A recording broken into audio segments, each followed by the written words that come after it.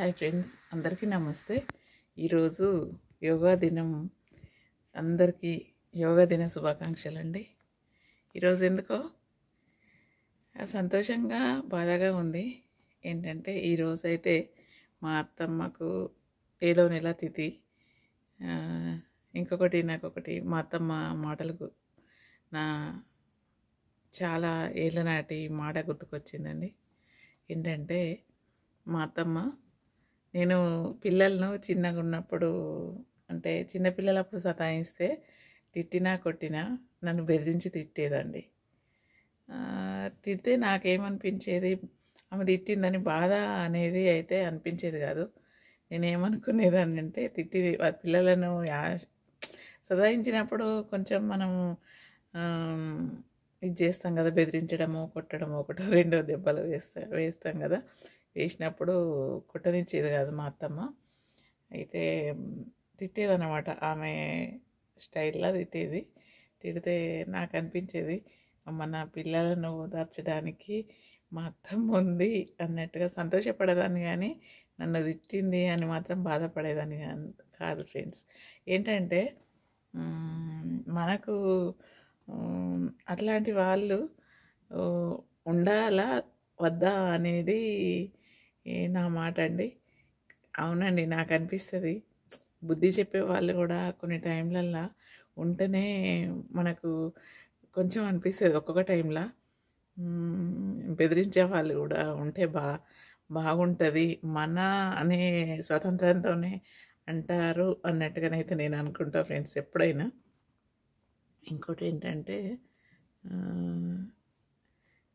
తిట్టడం అనేది, బెదిరించడం అనేది మన అనుకునే అంటారు, కానీ నువ్వెవరు అన్నప్పుడు మాత్రం ఎవరు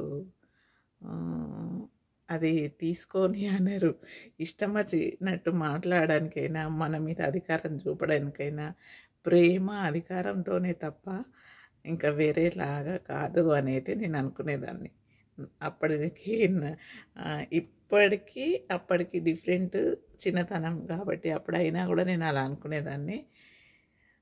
ఏంటంటే నా పిల్లలకు ఆమె ఓదార్పునిస్తుంది, సపోర్ట్గా తీసుకుంటుందని హ్యాపీగా ఫీల్ అయ్యేదాన్ని తప్ప తిట్టిందని అనుకునేదాన్ని కాదు. ఇప్పుడైతే అత్తమ్మ లేదు.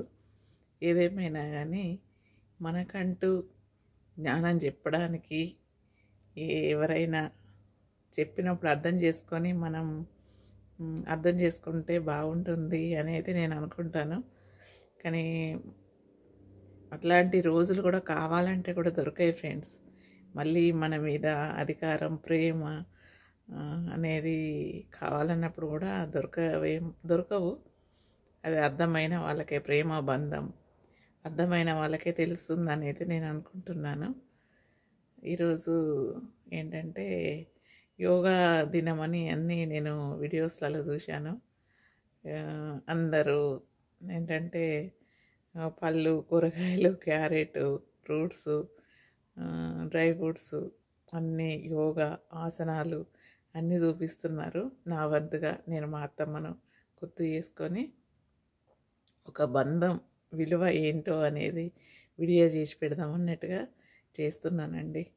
ఏదైనా అర్థం చేసుకుంటే, అమ్మ తల్లి బిడ్డలైనా, అత్త కోడళ్ళైనా, మాటలు, బంధాలు అర్థం చేసుకుంటే ప్రేమ పెరుగుతుంది, అపార్థం చేసుకుంటే దూరం పెరుగుతుంది.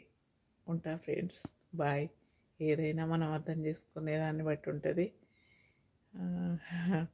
ఉంటానండి. అందరికీ యోగా దిన శుభాకాంక్షలండి. మరీ బాయ్. ఉంటాను.